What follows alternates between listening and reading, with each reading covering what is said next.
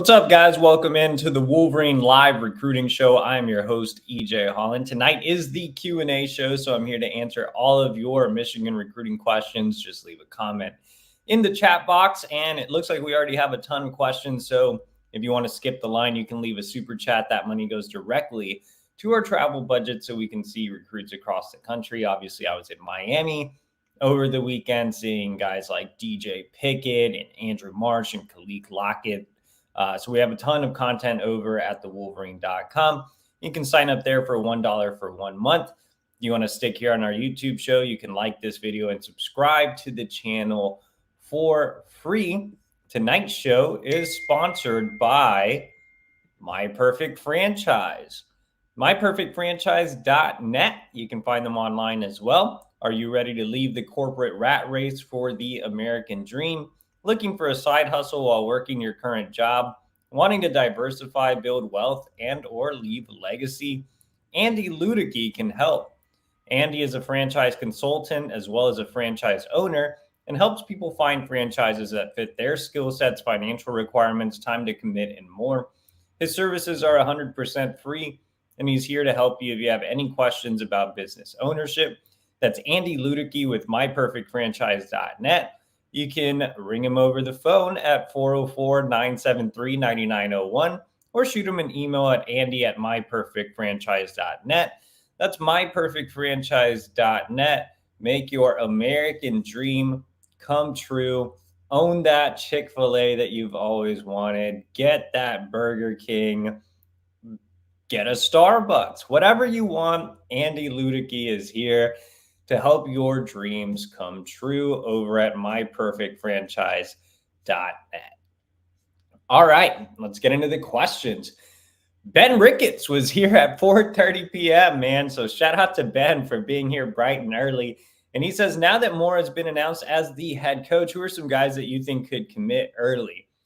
Well, I think we have to wait and see what happens with the defensive staff, right? There's been a little bit of buzz about Mike Elston potentially leaving, though he was on the recruiting trail today out in the great state of Texas, my home state. Jesse Minter appears to be going to the NFL one way or the other. Jay Harbaugh probably joining his dad with the Chargers. So there's still some moving pieces on the defensive side of the ball. You don't have a linebackers coach either. Chris Partridge has been gone for several months. So guys on the defensive side of the ball that we thought were close to committing, like Marcus Wimberly, his lead recruiter. Jay Harbaugh is probably gone. Jesse Minter's not there. So that's tough. You look at a guy like Jamari Deloach, who Michigan has the overwhelming lead with.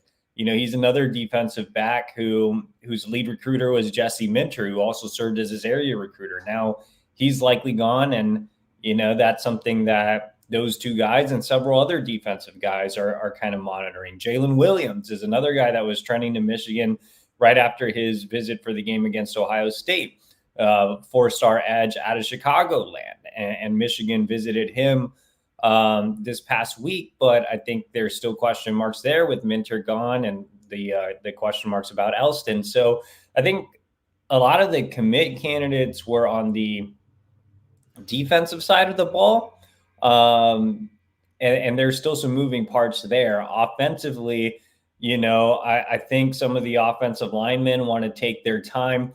The tight ends, I felt like Michigan was in a really good spot with Bear Tenney coming out of his fall visit, but he appears to be taking a ton of other visits to different schools. And his quote after Jim Harbaugh left was kind of lukewarm. So, I think it's more wait and see mode.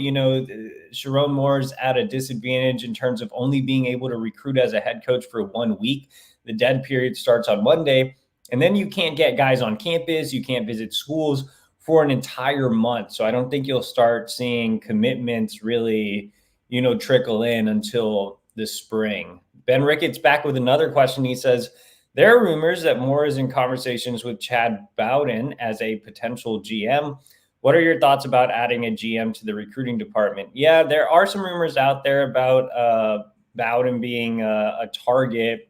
He currently runs the recruiting department at Notre Dame. And, as much as we all hate Notre Dame, they do a good job recruiting despite their weird, cringy stuff like dressing up as leprechauns. They somehow find a way to land top recruits. So I think he's a good target. I think there are many guys out there that would be good targets. I don't think you just need to add a GM and stop there. I think you can beef up the recruiting department and run it like an actual organization. You know, many of you guys know I covered Texas for years under Tom Herman, and while he couldn't quite get it figured out on the field, the recruiting operation was A1 because it was the same operation that he basically had when he was, working for Urban Meyer. And so Ohio State kind of set that precedent of having that big organization in the recruiting department. And Herman brought it over to Texas. So I was able to see what a big recruiting department like that looks like, and the structure and the organization. And, Michigan right now, just having, Sam Popper, who's doing a really, really good job, and Albert Karshnia, who's more of a clerical guy. I think there's a need for a lot more people on that side of the department. I think Michigan has some good staffers in the scouting department, including Denard Robinson. I think the on-campus recruiting team is very good, led by Christina DeRuiter. But the actual recruiting department really, really needs to be beefed up. It needs to have a structure. It needs to have organization. So I think, Sharon Moore taking a step to add a general manager or an actual director of recruiting, so Karshnia can be delegated to continuing to do more of that behind the scenes clerical work would be great. Having Sam Popper out in front, interacting with recruits a lot more would be great. He has a really good personality and has been connecting well with prospects so far.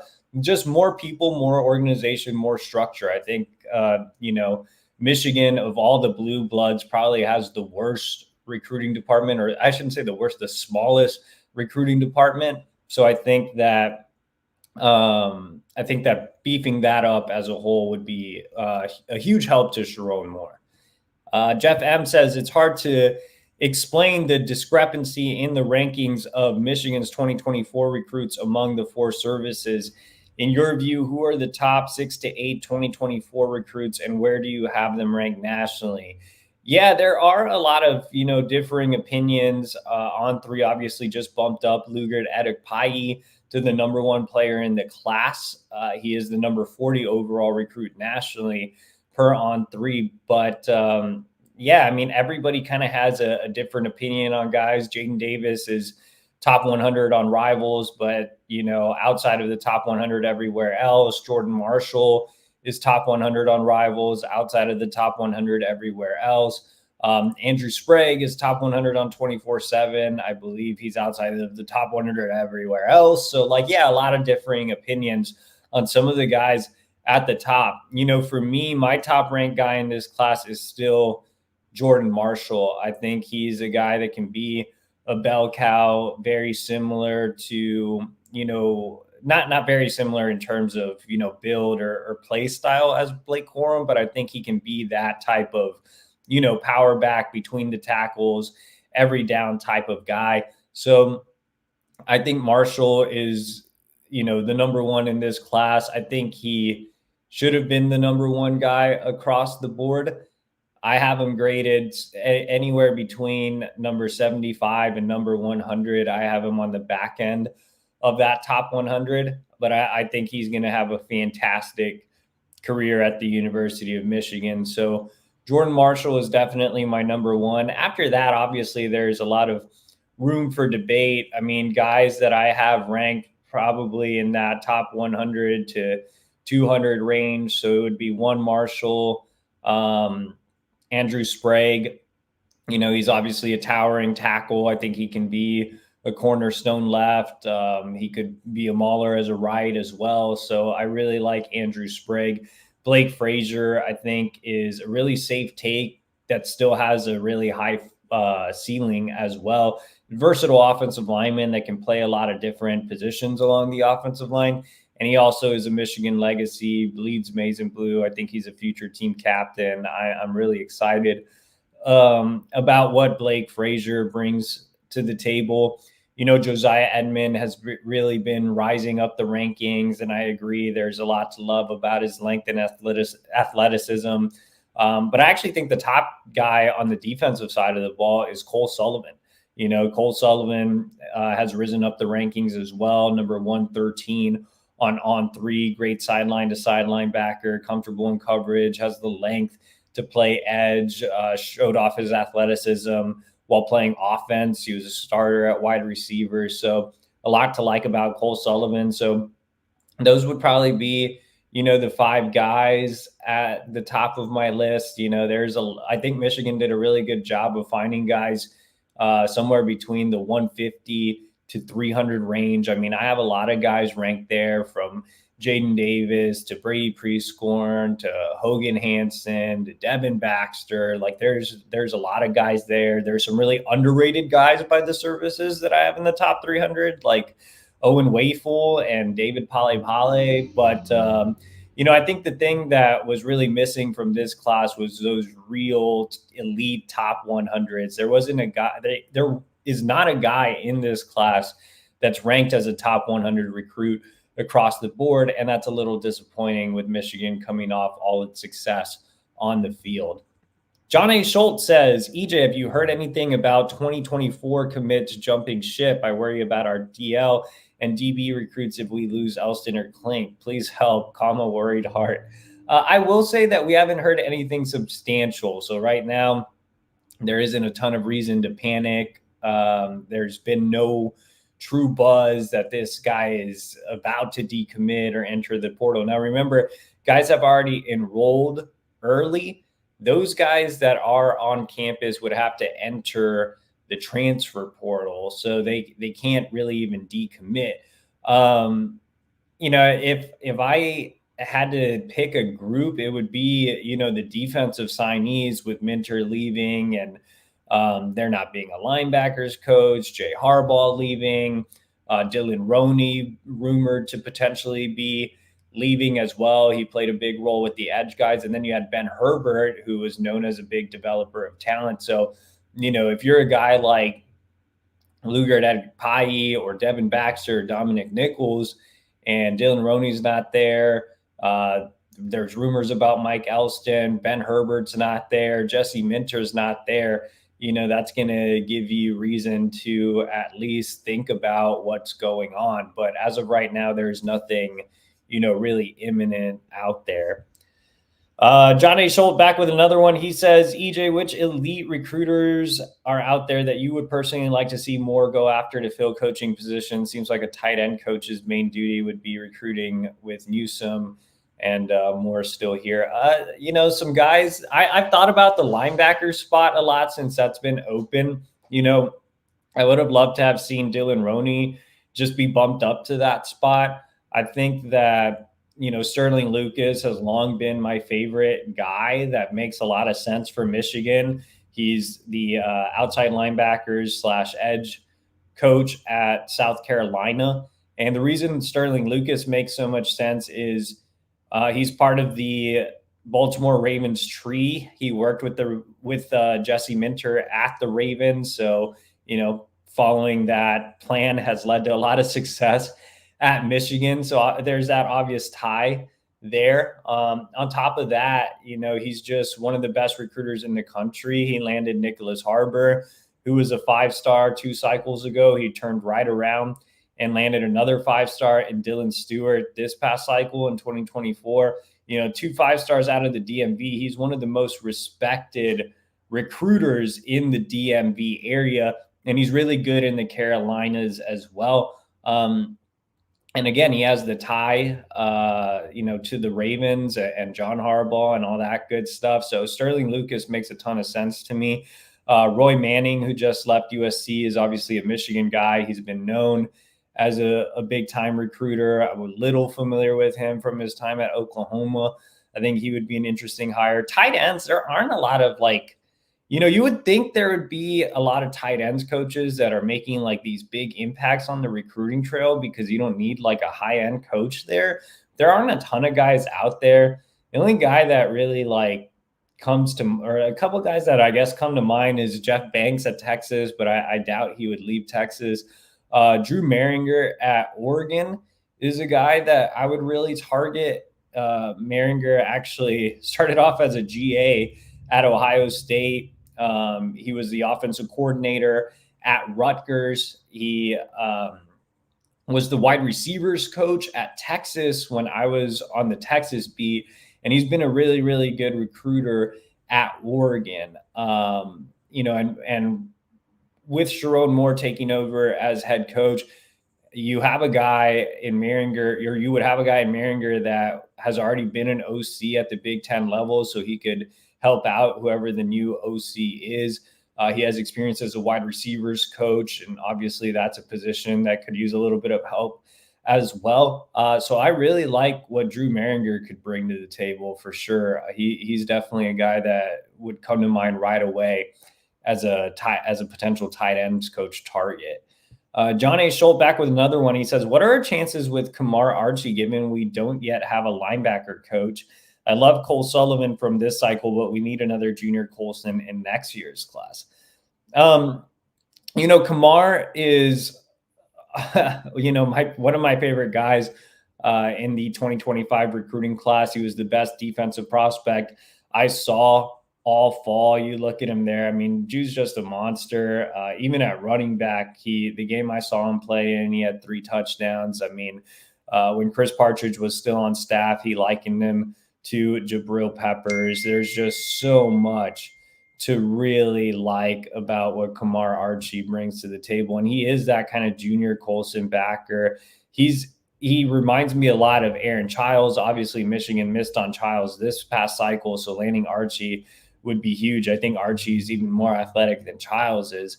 In terms of Michigan's chances, look, Kamar is a guy that just hasn't had a lot of recruiting experience because a lot of these Northeast private schools play on Saturdays instead of Fridays. So the kids aren't really don't have time to go out and visit schools during the fall. So he's been very, very limited on schools he's been able to see. So he's coming into Michigan this weekend.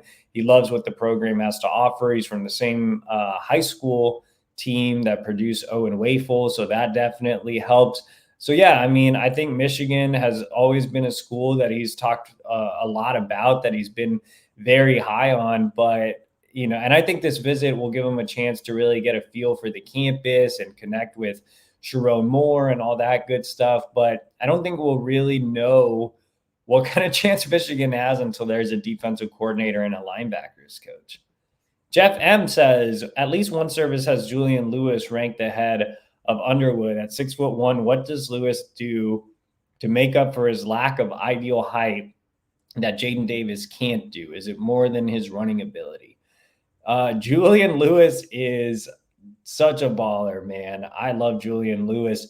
And I think Julian Lewis is just a better version of Jaden Davis, like an elite version of Jaden Davis. Julian Lewis doesn't run a whole lot. I don't even think he had like 100 yards rushing.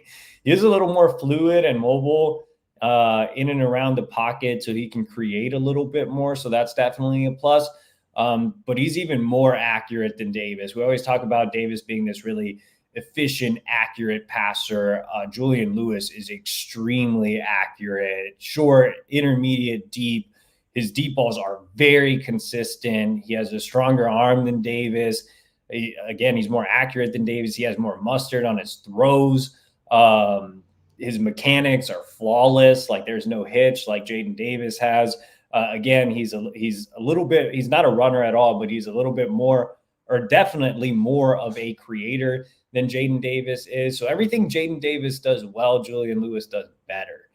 He is an absolute elite talent. I love Julian Lewis. I wouldn't be surprised if Julian Lewis is better than Bryce Underwood. I had a chance to see him live at the Under Armour camp in Atlanta last year, and the throws he was making were just NFL level, like ball placement, insanely good, man. Definitely. Jaden Davis has some really good ball placement as well, but this is another level of ball placement. Like he's already making NFL type of throws as a kid that's was a 2026 at the time. He reclassified to 2025. So, this isn't like the the Jaden Davis hate show. It's just more of Julian Lewis is a true, looks like what a true 5-star quarterback should look like despite the height.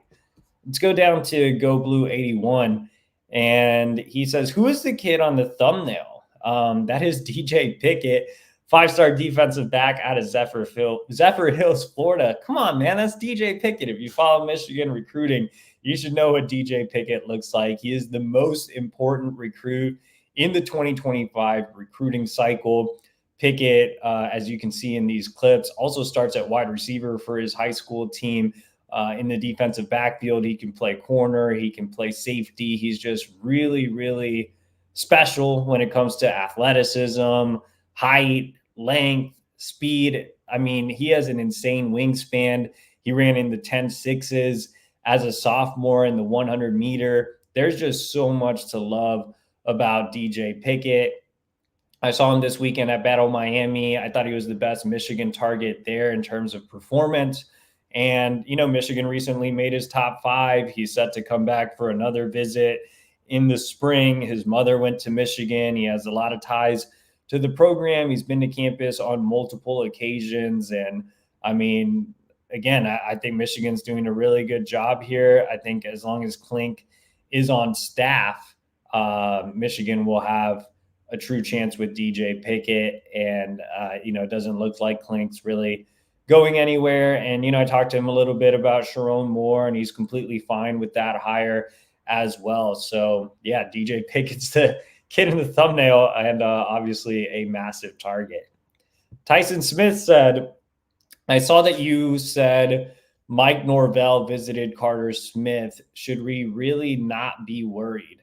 Yeah, I'm not really worried about Carter Smith. So for those of you that aren't subscribers to thewolverine.com, I posted today that Florida State head coach Mike Norvell was down in Fort Myers seeing Michigan quarterback commit Carter Smith. Florida State did offer Smith before he committed to Michigan, but they already have another quarterback commit. So really interesting that Mike Norvell went down there to see him. Obviously, Carter is coming off a really strong junior campaign where he was named the Gatorade State Player of the Year in Florida. And as you guys know, Florida is one of the best states when it comes to high school football. He even beat out Ohio State commit and the number 1 player in the country in 2024, Jeremiah Smith. So, yeah, Florida State having some renewed interest with Carter. But, I checked in with his dad today. He told me they're all in on Michigan. Michigan's quarterbacks coach, Kurt Campbell, will be there tomorrow. So, yeah, nothing really too crazy to worry about. I think,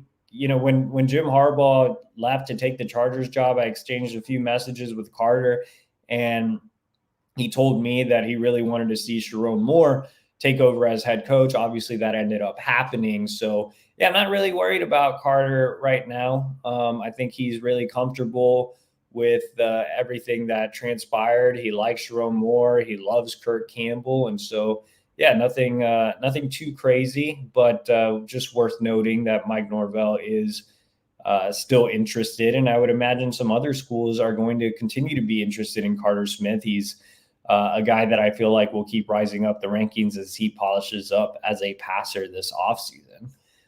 Tyson Smith says, why did Jaden Davis drop in the rankings? I'm mad. So he only dropped like 20 spots. He's outside of the top 100 now, which I predicted at the beginning of the cycle, as much hate as I got. And obviously I don't control the rankings for anybody. And, he dropped across the board outside of the top 100. So, yes, you guys threw tomatoes at me all cycle, but as you can see here, Jaden Davis outside of the top 100. And the reason being, look, I mean, there just wasn't a ton of progression. Jaden Davis is very good.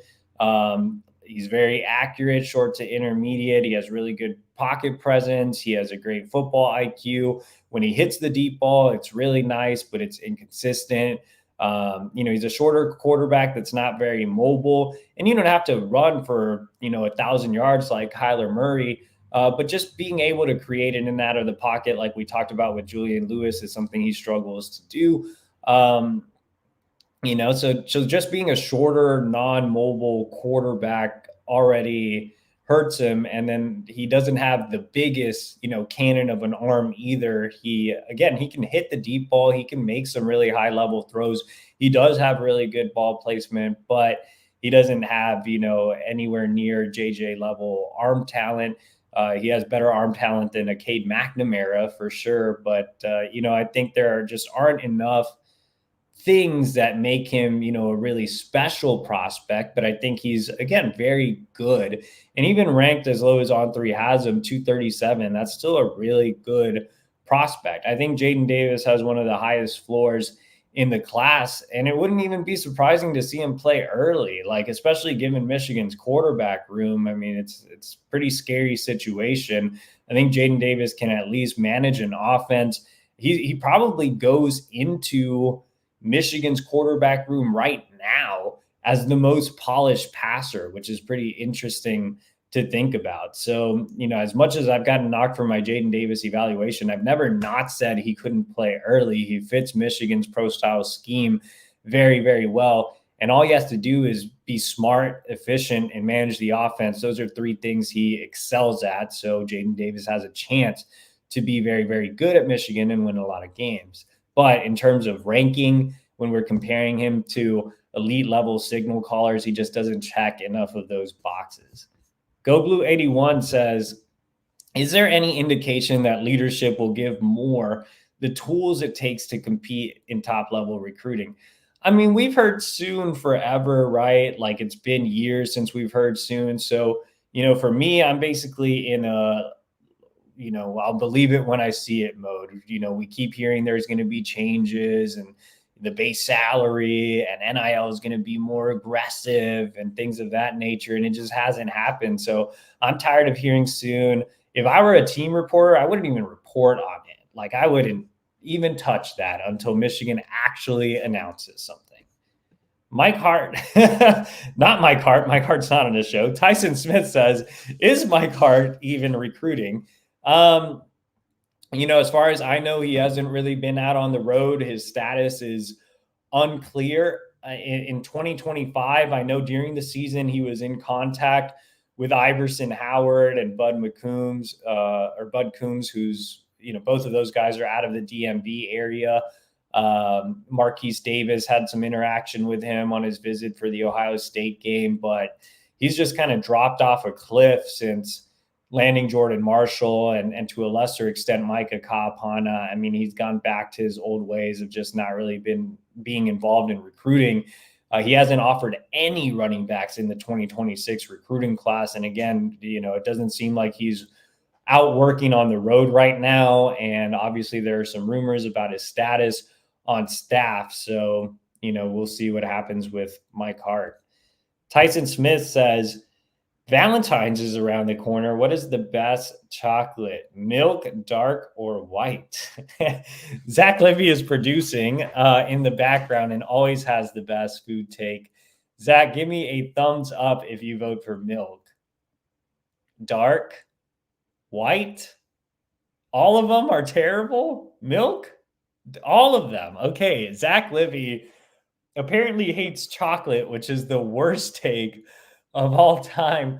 I I go with I'd go with milk. I just like, my traditional chocolate. Dark has that like, I'll eat dark chocolate, but it has that weird like aftertaste that, all chocolate kind of does, but dark chocolate's the worst with that. And white chocolate, I mean, I really like the cookies and cream Hershey's bar, but it's kind of like not real chocolate. So, I'll just stick with the traditional milk chocolate. Go Blue 81 says, any updates on Alex Graham or Dorian Brew? We need help at DB after Will Johnson leaves. So if you're a subscriber to thewolverine.com, which again is $1 for 1 month, you know that Sharon Moore was on the road today visiting Dorian Brew, the number 23 overall prospect in the country out of Conroe, Texas. By way of Ohio, Dorian Brew spent the majority of his high school career at Clayton Northmont, which is the same school that produced Rod Moore. Ohio State is the heavy leader in his recruitment, but it seemed like he was going to commit to the Buckeyes, but he delayed his decision, no longer committing this month. So that means Michigan has an opportunity to really make some movement in this recruitment. Steve Klingscale was by to see him like a week and a half ago. Sharon Moore now there to see him. It's clear Michigan's making him a top overall priority. So, Michigan hanging around. They've made his top 5, so they're definitely in the mix. And Alex Graham, I think Michigan still leads there. Steve Klingscale was by there a couple of weeks ago, and Michigan's still trending in the right direction for Graham. If you guys want to skip the line, you can leave a super chat. It still looks like we have a ton, and we're already at the 30-minute mark, so we'll try to go a little faster here. Ralph Melvin says, what feel do you get from recruits about the coaching hire of Sharon Moore? Yeah, mostly positive remarks. Sharon's going to be a really aggressive guy. He's very charismatic. He can connect well with recruits on a personal level. I think he's going to be more of a politician type that's out on the road at different high schools, meeting with high school coaches. I think he'll be more involved with trainers and mentors and people of that nature. I think he'll obviously have a bigger social media presence. So yeah, I think, right now all the responses we've gotten have been very positive, but it's more about providing Sharon Moore with the proper support. And that means a true NIL plan on the recruiting trail, as well as a bigger recruiting department. And obviously he has to fill out his staff. Let's go down to R Green. He says, with no restrictions on what teams are doing with NIL, it looks like the recruiting situation for Michigan could actually worsen. How do you feel about covering more recruiting losses and victories? It just comes with the territory. It just, it happens sometimes. You're not, Michigan offers like 250 kids every year. You can only take 25. So naturally you're going to cover more losses than wins anyway, no matter what beat you're on. But I just signed an extension, so I'm not going anywhere. So it is what it is. I think Michigan's capable of having some really nice victories under Sharon Moore. But like I said earlier, it's just about providing him with the proper support with an NIL structure. And it doesn't even have to be crazy. You don't have to just give kids like endless cash, like just having some type of plan with NIL, having better recruiting department and hiring the right guys, I think can help Sharon Moore have success on the recruiting trail. Let's go down to Borge Warner, and he says, are we going to really go after the Pac-12? Are we going to start really going after the Pac-12 are for recruiting now that they are all coming to the Big Ten? I'm not really sure what the question means. I think maybe he's asking if Michigan's going to go into like Pac-12 territory, like recruit out west more. The problem with that is there's already, a lot of competition out there in terms of, USC, UCLA, Oregon, and USC and Oregon are willing to play NIL. I think the Pac-12 schools that are coming in will probably have a little more success in the Midwest selling guys on NIL and better weather than Michigan will have out in California with Courtney Morgan no longer on staff and Jay Harbaugh on his way out. There really aren't a lot of connections to kids out west. I think Michigan will still recruit out there. Sharon Moore was actually in contact with some California recruits this weekend, but I think it's kind of an uphill battle to recruit out west. Let's go down to so it looks like there were a lot of comments, but not necessarily questions. Let's see. R Green says Carter Smith over JJ. Obviously, I love Carter Smith, but I definitely had JJ ranked higher.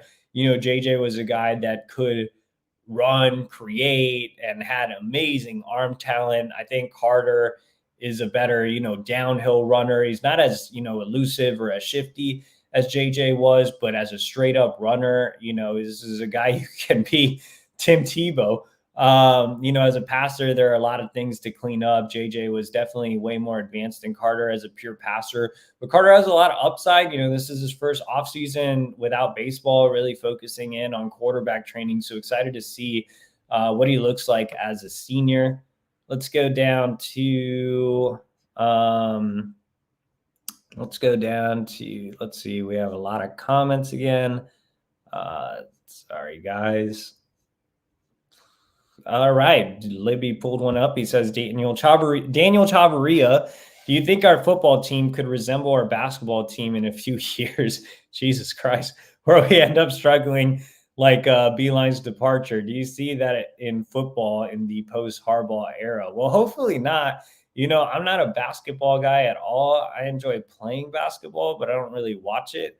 So I don't really know the intricacies of what's happening with Michigan basketball right now, but the headlines are just completely awful. Every story, I look at our site, I'm like, why are we even posting basketball stories? Everything is negative. So yeah, no, I hope that Michigan doesn't go down that route.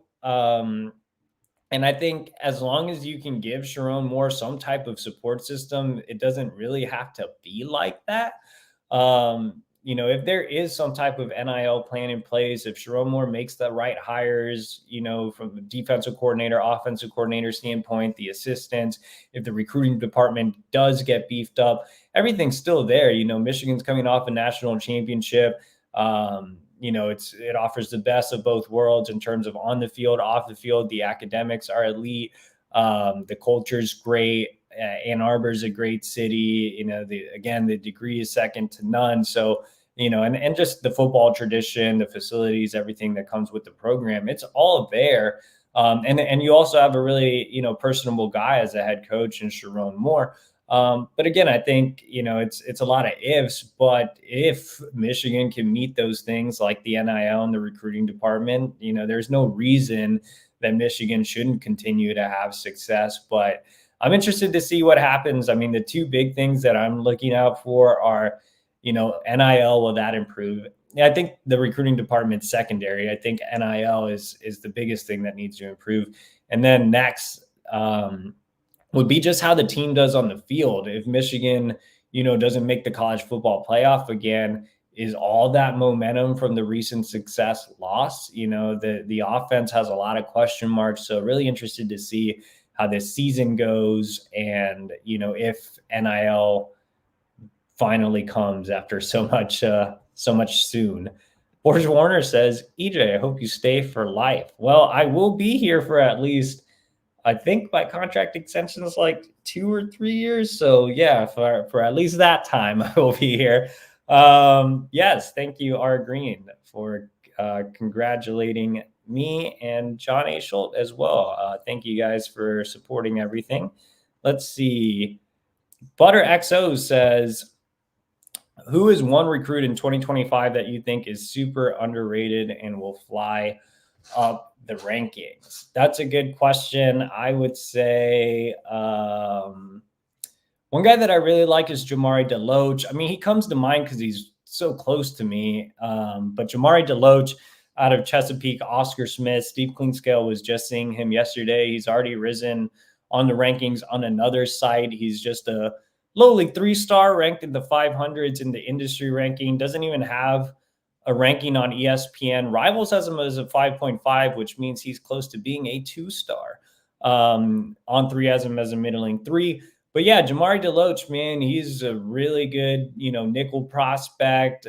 Before he was in the process of leaving, Jesse Minter likened him to Mike Sainristil, and Minter was the lead guy on this recruitment and identified him early. So the fact that Steve Cleanscale is continuing to pick up this recruitment, made it all the way out here to the 757, shows that the Michigan staff as a whole really, really values what Jamari Deloach brings to the table. He's probably generously listed at 6 foot. He's probably closer to 5'10". But he's such a versatile defensive back that you can put at corner, you can put at nickel, you can put back at safety. Just very Mike Sainristil-esque, and he's fast, man. He had the, I believe, the #1 indoor times in the 55-meter and 200-meter in the state of Virginia last year. As a sophomore, he was a Nike All-American on the track. So, plenty of speed, plenty of versatility, a lot to like about Jamari Deloach. So I think he's one that could definitely, rise up the rankings for sure. James Monroe says, what is the scholarship number looking like? How much room do we have for portal after spring ball? It's kind of moot point to talk about scholarship numbers right now. We have to see who enters the transfer portal in the 30-day window here. We have to see who enters the transfer portal after spring ball. We have to see who comes in from the transfer portal. There's still a need for a quarterback and probably a few other positions. The 2024 class was pretty large. So, I'm not sure what the class number is going to look like in 2025. I think we have to see, how all this portal stuff shakes out. We're letting of these 2024 commits ask out of their NLI now. So there is really no telling with numbers at this point. Let's see. Borge Warner, last question here. So last call to get your question in. Leave a super chat if you want to support and continue to build our travel budget. Are there any, or is there many interesting prospects in the state of Michigan for 2025 and beyond? And that comes from Borge Warner. 2025 is a little down, man. You had guys leave the state too, like Alex Graham, is now at IMG Academy. Caden Strayhorn is now at IMG Academy. So the guy on your screen is the big guy in state, and that's Avery Gatch. Sharon Moore was recently by Birmingham Groves to see him. I'm told the Wolverines really like him as a flex guy, someone who can play guard but kick out to tackle as well. With Bryce Underwood off to LSU, I mean, he's the big dog in state. Outside of that, I'm not sure how many other in-state guys are going to take this cycle. They're still really interested in Elijah Dotson, who's a 3-star athlete out of Belleville. 2026 isn't, amazing in-state either, but you do have a potential 5-star guy there in CJ Sadler out of Cass Tech, who is just a dynamo athlete that can play wide receiver, corner, whatever you want him to play. He's just a really dynamic athlete, but not looking great the next few years or the next couple of years in the state of Michigan. Let's see. We do have another question from Borge Warner, and he says, does Virginia have high-level recruits or many of them? Yeah, I mean, Tidewater produces some really great athletes. I mean, both football, basketball. You had Allen Iverson, Michael Vick, guys like that. There are a lot of guys that Michigan's looking at down here in the Tidewater area. I mentioned Jamari Deloach. Messiah Delhomme is an on-300 safety who's visited Michigan and is very high on the Wolverines. You saw Steve Klingscale offer several guys in the Richmond area this month. You have guys up in Nova that are close to the DMV that are very, very good as well. So, Virginia has some really good talent. And the thing about Virginia is it's really open. I mean, these guys kind of go everywhere. There isn't one team that really dominates here. The Power 5 programs are Virginia and Virginia Tech, and then you just have some G5s like Old Dominion, and I guess that's it. I mean, I think there's another one out here, but anyway, Liberty. But the state's wide open for other teams to take advantage. I mean, Michigan's in the lead for Jamari Deloach. Ohio State has is number 1 for Messiah Delhomme on the On3 recruiting prediction machine, but Michigan's number 2. So there's opportunity for Michigan to really make waves in the state of Virginia. I mean, again, these guys kind of go everywhere. The number 1 edge in the country, Ari Watford, is right next to my house, and he just committed to Clemson. Like, there's guys that just go all over the place. They don't necessarily have to stay south like Watford. They can go kind of everywhere, especially the guys in Nova too that are part of the DMV. Like, those guys go everywhere. So I think it was smart for Steve Klingscale to come into Virginia this week and offer more guys and really make it known that Michigan's a really viable option for guys in the state. Let's see. Let's go down to, and it looks like we do have our last question, and that comes with Struggle Streaming with BK, and he says, EJ, give me your top 3 offensive linemen that Michigan can realistically get for 2025.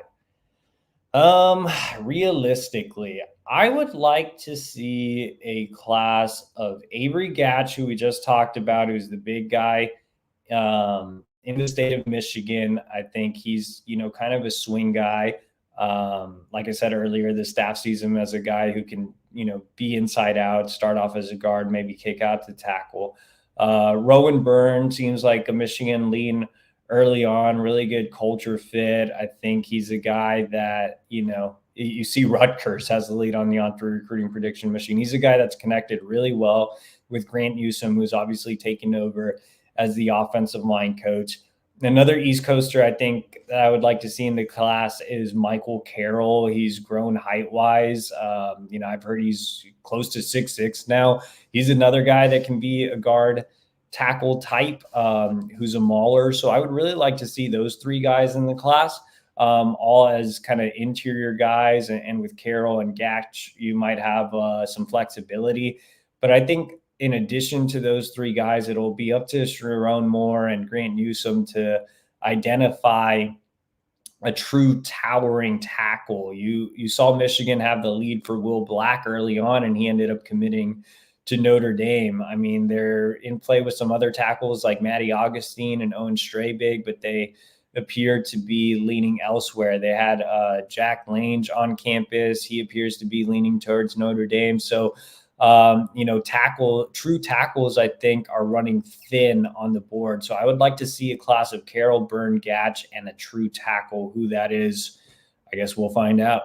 But that's my time, guys. I appreciate you all for joining me. Make sure to like this video, subscribe to our YouTube channel. Also subscribe to thewolverine.com for just $1 for 1 month. Get all the latest intel on the staff hitting the road. If you've been keeping tabs on social media, we've been first on pretty much everything that has to do with Michigan recruiting during the contact period this month. So head over to thewolverine.com and subscribe for $1 for 1 month. Appreciate you guys for joining, and we will see you next week.